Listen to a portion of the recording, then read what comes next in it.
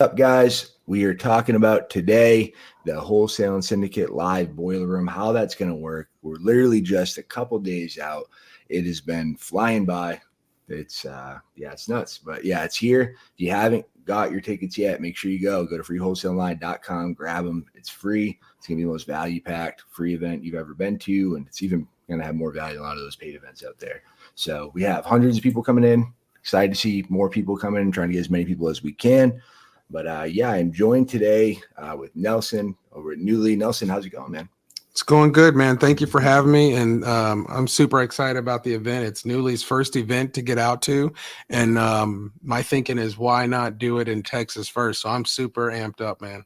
Yeah, no, I really appreciate you guys showing up. And I think everyone's very excited about the leads. I know I'm excited. I think that's probably the part I'm most excited about is doing the boiler room, because there's really nothing like getting in a room, with hundreds of people and making calls together and closing deals and seeing people make their first calls and get their first deals. And it's the energy is going to be crazy. I'm excited. I'm pumped. Yeah. No, man, I'm working to make sure that we've got everything we need for it. My dream come true, right? Is somebody gets on the phone and gets a deal under contract right away. But, I'm also realistic, so I know how things go. But man, I'm super excited. I want to see people get on the phone and just get those first jitters out of the way and start making some phone calls. So yeah, no, it's going to be a good time. Yeah, 100%. Yeah, I'm confident we're going to get one. Yeah, I think we're definitely going to get at least a few deals, because we have hundreds of people making calls, and we have literally the best closers in the industry. They're going to be there walking around helping people close deals. So someone can be brand new. All you got to do is make one call, raise their hand. If they get stuck, and someone's going to run over and help them. And it's really all you got to do. Just pick up the phone, dial, and of course show up. There you go, man. That's all you got to do. It's the name of the game. Yeah, no, I love it. Yeah, I'm super excited. And yeah, Friday we're doing a mixer. I don't know if you'll be in town on Friday. I'll probably get there a little late, but I'm going to try and make the mixer. I'm going to try and make everything I can. We're leaving at like 4:00 here, so I'll probably get there like maybe towards the end of it, but I'll definitely show up. Love it. Awesome, man. And then real quick, do you want to give everyone a quick intro on who you are and who Newleey is, and for people who might not know yet? Yeah, man. So I'm Nelson with Newleey. If you've seen the commercials, then thank you very much. If you signed up for us, we're super happy to have you and glad you're there. If you haven't, then please come and join us. And so just a little bit about my background. I started in wholesaling around 2018 and investing when things didn't go right, when I was buying my own personal property. And my agent that helped me buy this house, he was like, hey, man, if you ever want to make extra money and you get into real estate, you should learn about this thing called wholesaling. And he was like, you'll probably make like $2 or $3 grand. It's not nothing crazy, but it could be extra money. And I thought to myself at the time, hey, $2,000 or $3,000 a month extra would be lovely. And I remember calling him, telling him about some deals I was doing. And he was just like, I don't know if that doesn't sound right. But anyways, long story short, I did my first deal for like $75K, closed that out. I started my journey wholesaling after that. I've done all the way up to 7 figures and come back down, because that's how the market is. So I'm not going to be with a guy that tells you, go buy Ferraris, Lambos. I want you to be realistic with your money. And through my journey of working in real estate, I decided to open up and launch Newleey, because I want other investors to understand how to market, how to get on the phone with people. We want to cut the fat off of having to skip trace, having to pull lists, having to have a dialer, having to have a VA. We want you to be able to get on the phone with people really quick. And that's what Newleey offers you to do with our package, right? We give you 25 leads, motivated sellers, and allow you to get on the phone and start closing out deals. So that's a little bit about me, a little bit about Newleey. And we're looking to grow. We're only 5 months old. We're growing, and we, the sky's the limit, and that's what we want to do. We want to just help investors start. And if you're a investor who's been doing it for a while, we have PPL program, right? So you can start with us as a new investor, then you can scale up your package, and then when you're ready to like blow it out the water, we can take you there as well. So you can really scale with us. I love that. No, that's awesome. Definitely needed.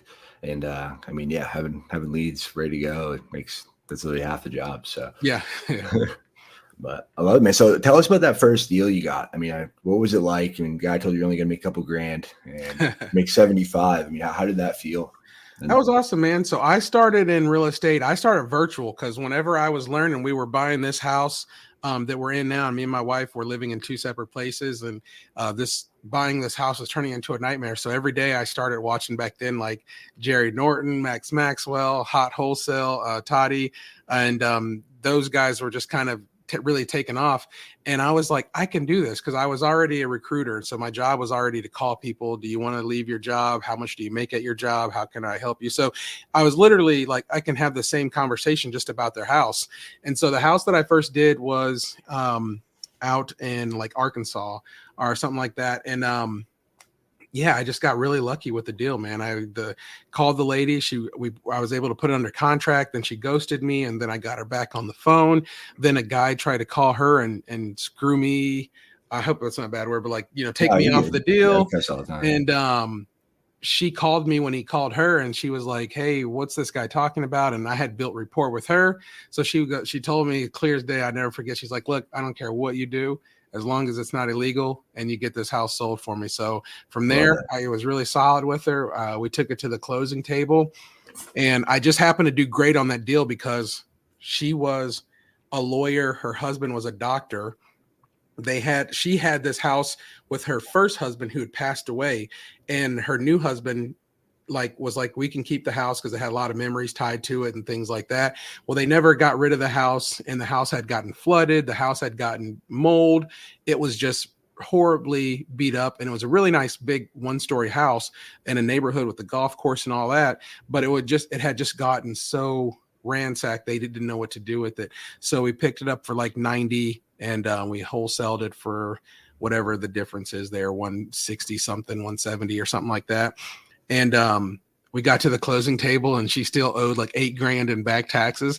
So of course in my mind I was like, in the videos they say you don't pay these things, but I was smart enough to know like there's a lot of wiggle room on this deal. It's my proof of concept.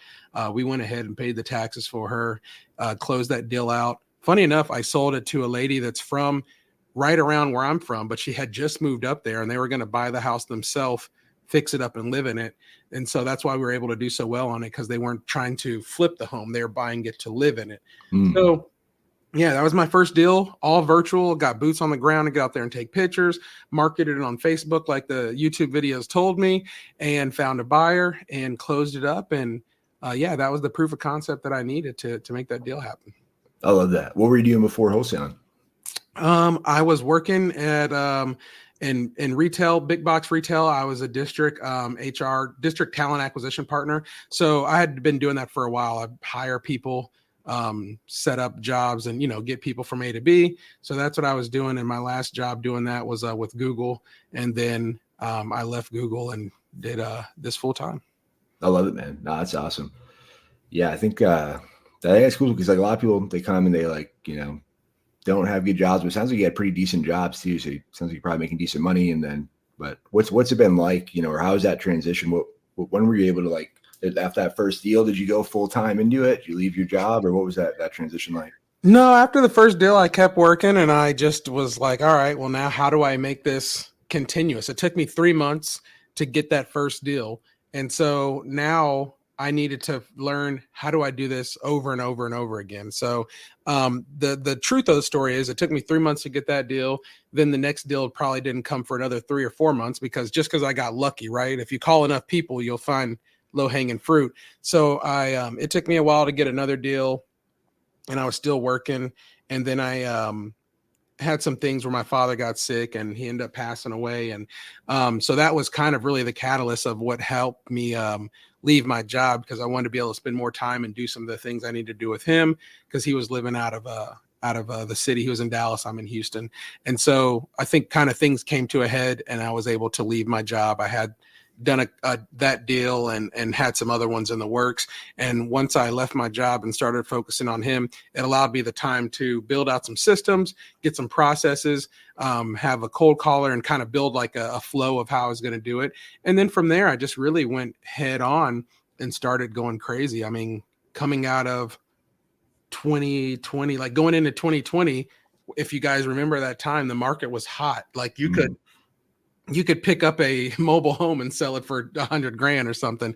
So luckily I hit a great streak in the 2020, 2021 side of things, and then it's slowed down in 2023 some, and then 2024 it's been mainly getting this off the ground. But yeah, man, I in the midst of wholesaling, Google called me, and I was like, man, I got to take that opportunity, because not everybody gets a chance to work there. So I worked there for a year, just a little bit under a year, and then if I wanted to stay there, I would have had to move to Austin, and we had just bought a house in Houston, and that wasn't going to be feasible. So I was like, you know what, I got this real estate thing down, and I think I'm pretty good at it. And so I just put my head down, man, and I've been working, and it hasn't been, all great. It's not all rainbows. It's a job, and it's still a grind, but I love it. I truly do. And when you like something or you love something, you figure it out.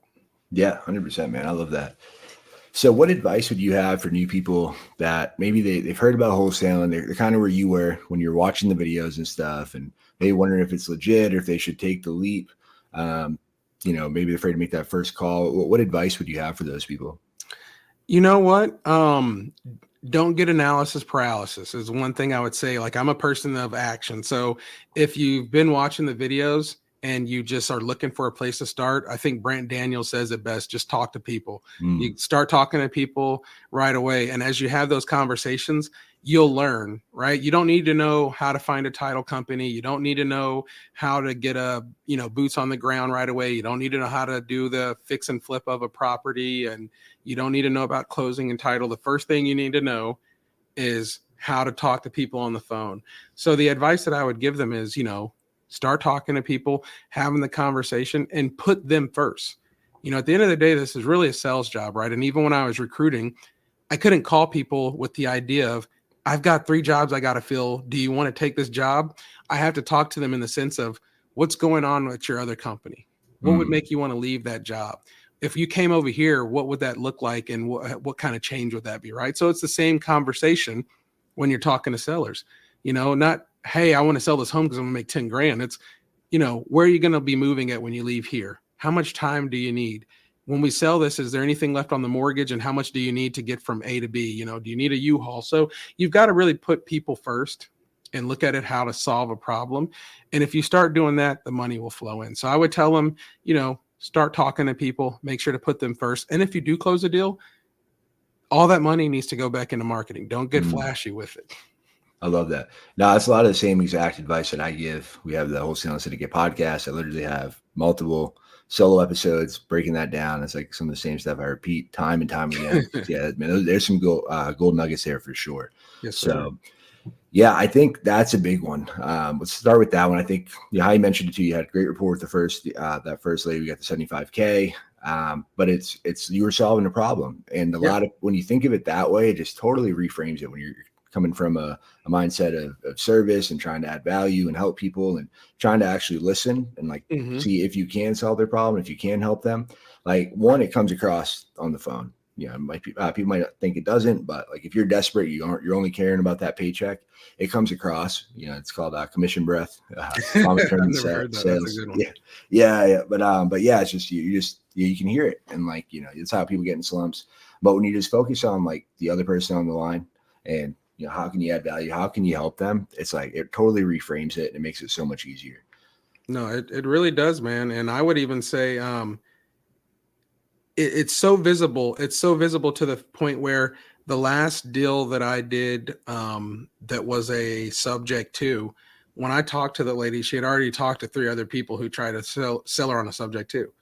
But I guess she could smell the commission breath over the phone, and it just didn't work out, for those guys. But I think what you're saying is 100%, right. You got to put people first, and they can see when you're trying to do that. They can feel it.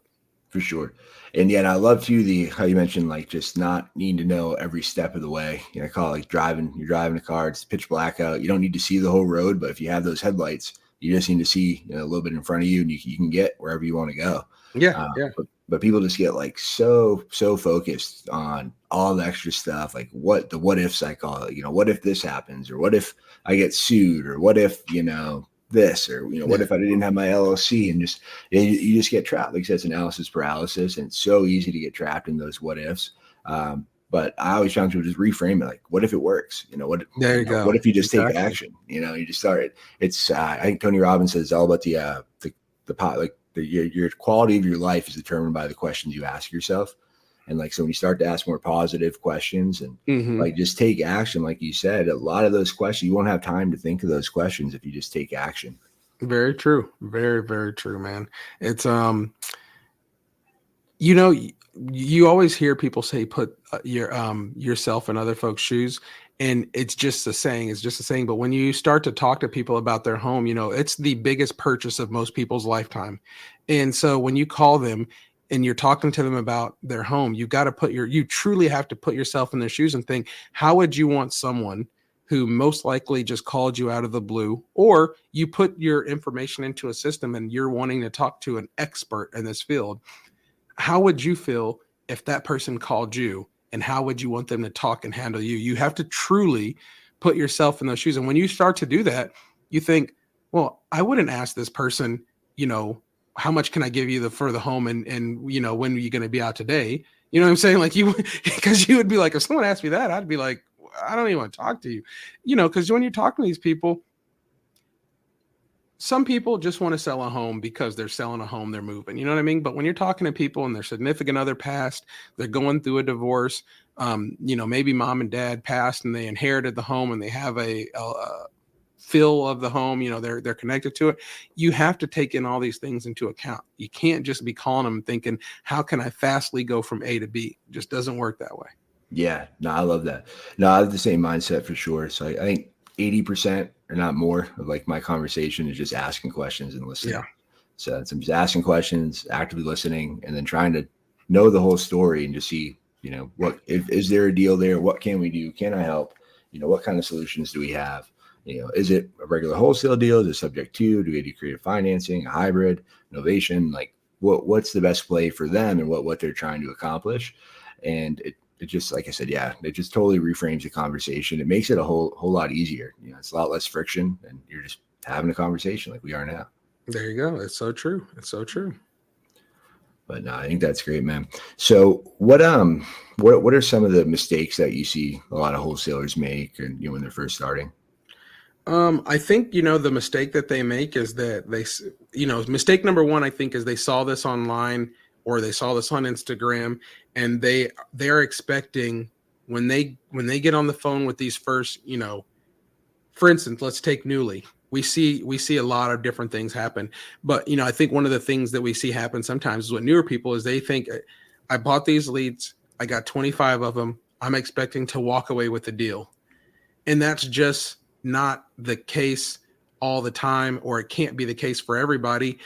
Because when you get on the phone, you have to have the leads, and the talking to people is step one, right? There's 20 steps to this. You got to go from A to Z.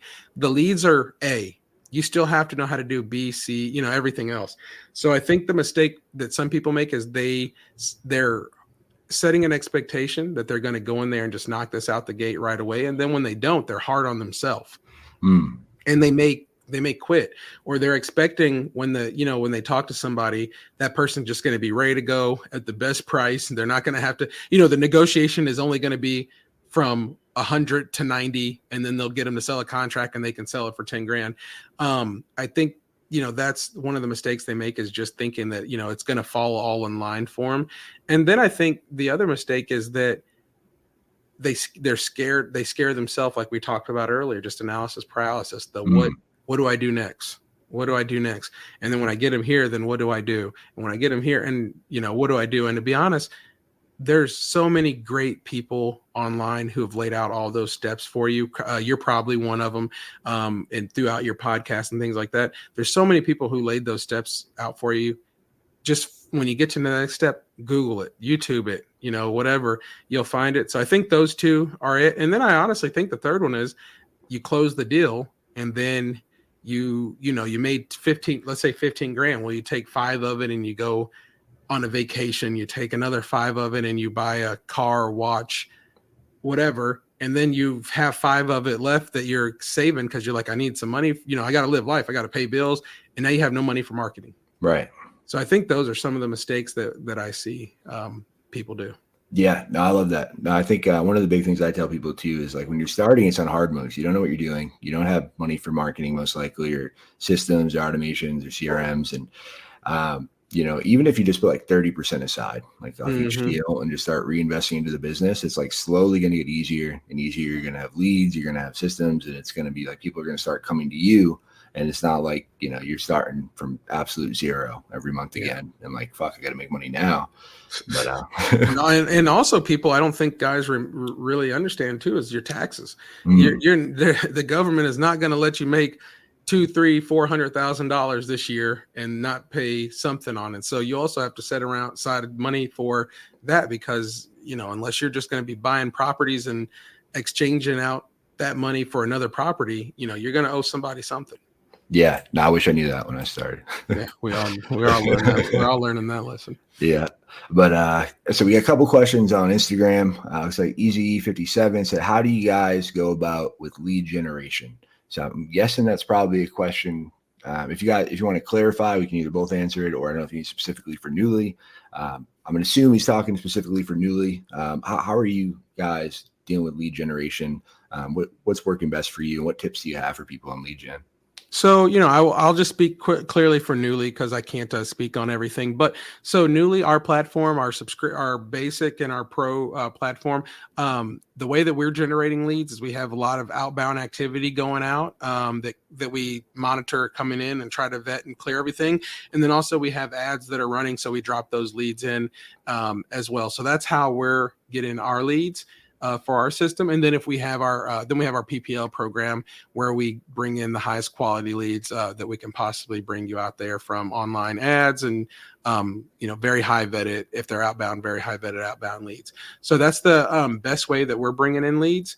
And I tell everybody, my father-in-law has his own company. He says, when you cut off marketing, you kill your business. So that's the way we do it. And I think, the way that my mindset works is we try to price ourselves and put ourselves at a price point where you don't have to worry about stopping your marketing, because that's what was killing my business. So that's how our leads work. And that's our mindset behind our pricing as well. I love that. Yeah, I've been an entrepreneur for a long time, over a decade now. And it took me longer than it should have to realize that, like, marketing needs to eat first, because if marketing doesn't need to eat first, like, it's your numbers are gonna be all over the place. Good month, bad month, good month, bad month, couple good months, a bunch of bad months.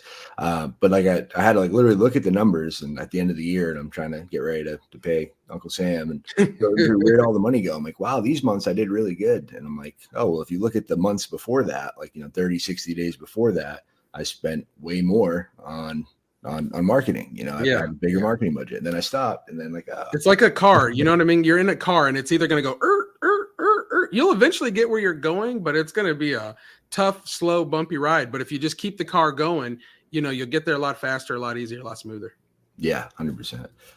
And then I hope I don't butcher your name. It says M. Carrot Candle, I believe, said TikTok leads, and says, so TikTok leads or Facebook leads? Do you have a preference, TikTok or Facebook leads?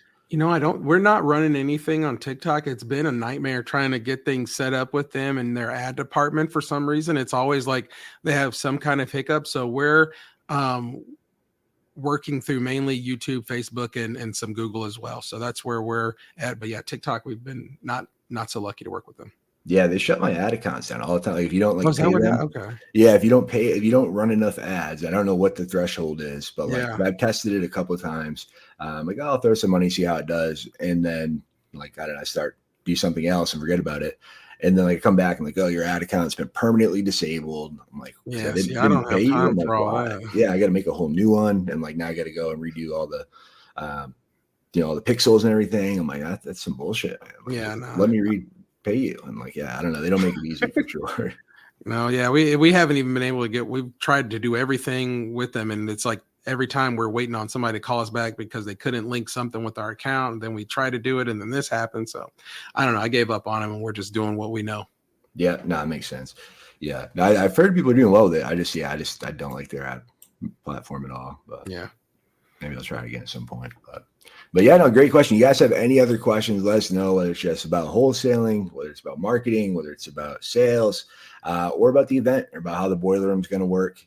We're very lucky that Newleey is going to be donating leads. So you guys are going to be able to come to a free event. You're going to have the chance to call leads. We're going to have a bunch of different sponsors donating leads. So literally everyone's going to get there. Everyone that gets there is going to get leads. We're going to be able to close deals, make money together. You're going to be able to learn, network. We literally have hundreds of people coming from all over, literally from other countries, which is wild. Oh, wow, man. That's awesome, dude. And just because, it's our first time, I know that you've done this a couple times. Do you do this quarterly, or do you do this biannually, or how does this kind of work? Good question. I'm playing by ear. I mean, I get, the goal was quarterly. So we did our first one back last year, February. So like a year and a half ago, we did our first one. Didn't know what to expect. I mean, we had smaller events, like little mixers, meetups before that, and it didn't really do well. I'm like, I'm going to throw a big one, see how it goes. And we did it. It was great. We had like 100 people, and like, wow, this is awesome. We had speakers, and everybody had a great time.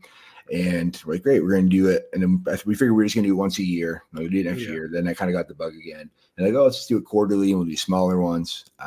But I don't know, every time, my wife she puts all the stuff together in the back end, and does a lot of the heavy lifting. And she's like, no, we're not going to do a big one. But every time I want to do a big one. And I'm like, we're going to do the biggest one ever this time. And man. I was, decided to, so we did another, so we've probably done like 8 events now. Awesome. Or maybe like 6. I think this will be 7. But yeah, we've done them. They've been growing and growing, which is good. And then we've had another big one in February, and then we had another one. So this will be the 3rd one for the year. I think this is definitely gonna be the last one for the year. Okay. Yeah, it's been a lot of work.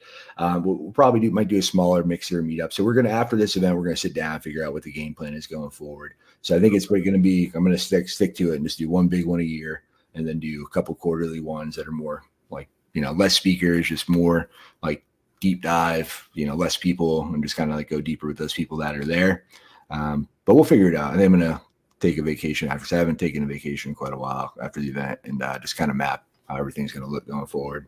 Not a problem, man. Well, I'm a very I want to say loyal and traditional person. So this is my first time getting out there. So, next time you guys do it, count me in. We want to make sure that we're part of these events for sure. It's our launching pad. Yeah, no, it's huge. And I really appreciate, you guys doing it. So it's huge. And we definitely like the same way, loyal, want to stay with the same people. And especially when you do good work, we're going to keep on rocking with you. And maybe it's a PBO or CBO. Quick question as well. Do you still have time if you can invite me in? If you want to go to the event, just go to freewholesalelive.com. Just go there. You can grab your tickets, register now. It's free. If you know anybody else that wants to go, spread the word. I mean, I got a 14,400 square foot venue.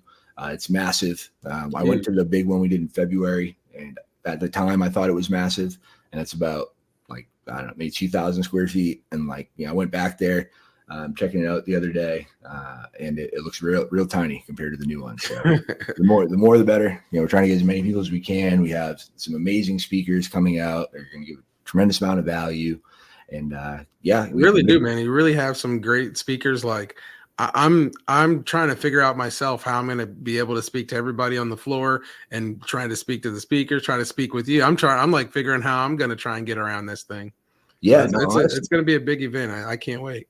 Yeah. One of the big things for me, I get to be an attendee too. I mean, I say I get to run around, do stuff, but I get to meet people, network.